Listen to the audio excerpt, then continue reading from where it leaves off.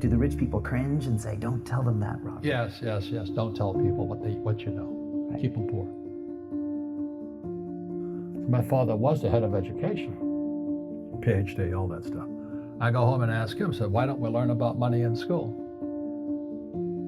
And he looked at me and says, because the government doesn't let us teach that subject. The government tells us what we can teach and what we can't teach. And I thought that was strange. And I said, but aren't we going to school to learn about money? He says, no, your job is to get a job. I said, but you get a job to earn money. He goes, no, you're supposed to just get a job. I went, no.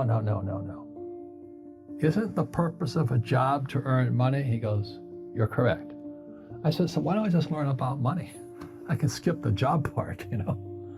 And he got flustered and he said, if you want to learn about money, why don't you ask your best friend's father about money? And I said, why? That's Mike. So why ask him? He says, because Mike's father is an entrepreneur. And I said, what are you? He says, I'm an employee. I'm a government employee.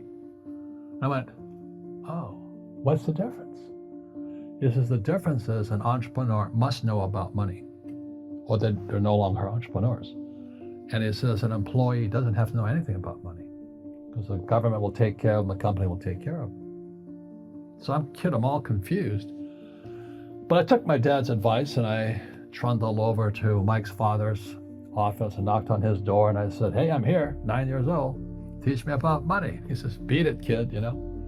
But that's where the story of Rich Dad, Poor Dad started.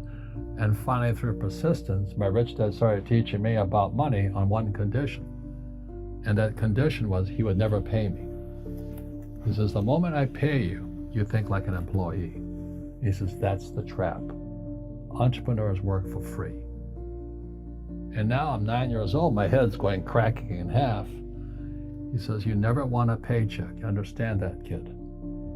I said, okay, I got it. And he says, well, how do I make money? He says, that's what entrepreneurs figure out. It's like, so how do I learn about money? So he would just break out a Monopoly game board. So I would work for free. I'd pick up cigarette butts, and he had hotels and restaurants, and I would clean and do menial tasks.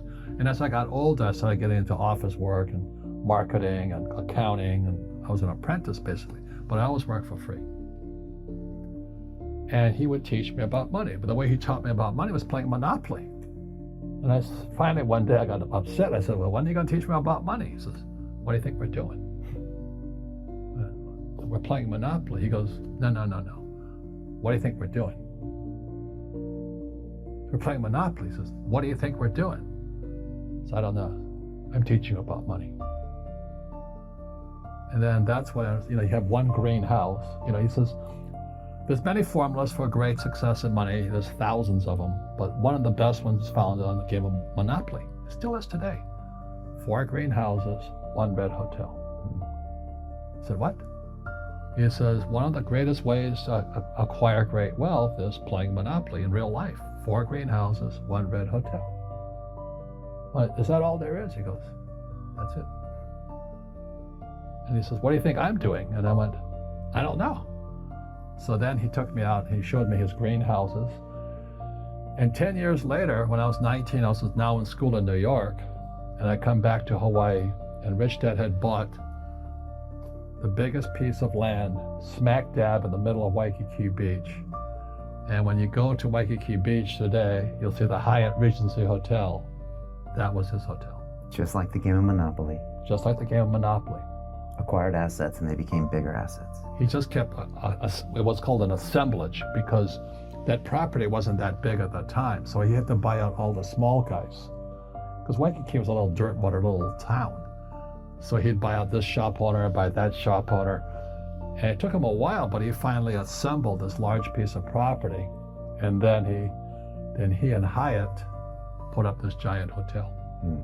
And it just sold for $800 million. So that's how I learned about money.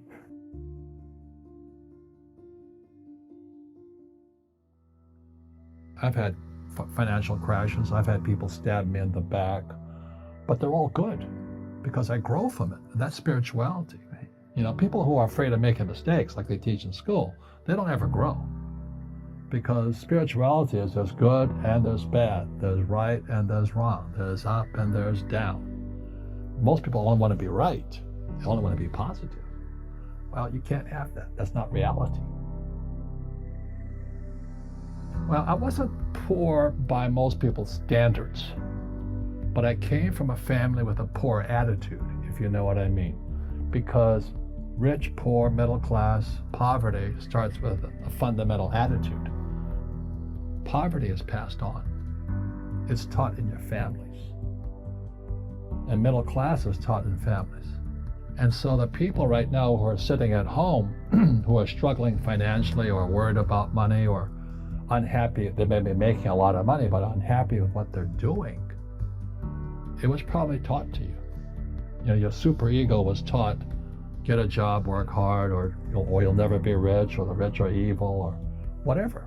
The school system will never teach you about money. The school system was designed to teach you to be an employee, which is important, or a doctor or a lawyer, a specialist, but never about money. And what most people lack is real business knowledge, like accounting, like debt, like taxes. You got to know that stuff, but they don't teach it in school to anybody. So, and then when people ask me, how did your rich dad learn this when your poor dad, a PhD, didn't? And the answer is very simply, my rich dad was my best friend's father. His father died when he was 13.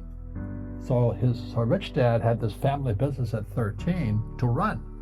So he had to drop out of school, which was his blessing. There's blessings, and sometimes the blessing doesn't look like a blessing, but it turned out to be a blessing. And then his teachers became his bookkeeper, his accountant, his attorney, his banker, his real estate agents. So he has what I call real teachers, not these fake teachers in school. You see, most teachers in school, they're out of ethics. They teach subjects they themselves don't practice. I asked the teacher, I said, I'm in my third year of calculus now. It was called strength of materials. I said, am I ever going to use this stuff? He goes, no. I said, why do you teach it? He says, because I get paid. I said, do you ever use it? He goes, no. And that's why, you have to, in life, one of the things I suggest to people, you got to find a real teacher versus a fake teacher.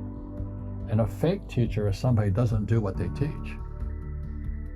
And a real teacher is doing what they teach every day. So my accountants, my attorneys, they're in it every single day. That's how I learn, because every day I'm solving problems in my business. So I have accountants and attorneys and bankers and all these people on speed dial because I'm solving problems with my team. I see you giving this knowledge out, and Yeah. do the rich people cringe and say, don't tell them that, Rob? Yes. Don't tell people what you know. Right. Keep them poor. But unfortunately, the poor, as was in the Bible, I'm not real religious, the poor will always be amongst us because it starts up here. Right, it's that fear mentality. It's in their words, and the words become flesh. Again, I'm not really religious. I flunked out of Sunday school also. But when they say I can't afford it or I can't do that, they go down. They become what they say. My PhD dad, he says, what do you think I am, made of money? I can't afford that. And my rich dad would say, that's why he's poor. Poor people say, I can't afford it, I can't do that, I don't have time. Because it's an escape. It's an escape. You know what I mean? It's easy to say, I can't afford it. And your rich dad used to say what instead of, I can't afford it? How can I afford it? How can I do that? What would it take? Or why should I do that? He says that a question opens the mind, a statement closes the mind. So when you say, I can't afford it, your mind shuts down and you become what you say. Rugby is a team sport, but so is soccer. The rules are different. And other people are golfers. They play by themselves. And so everybody's different. So my game financially is business, number one. Second is real estate. So what I say to young people is, you find your game.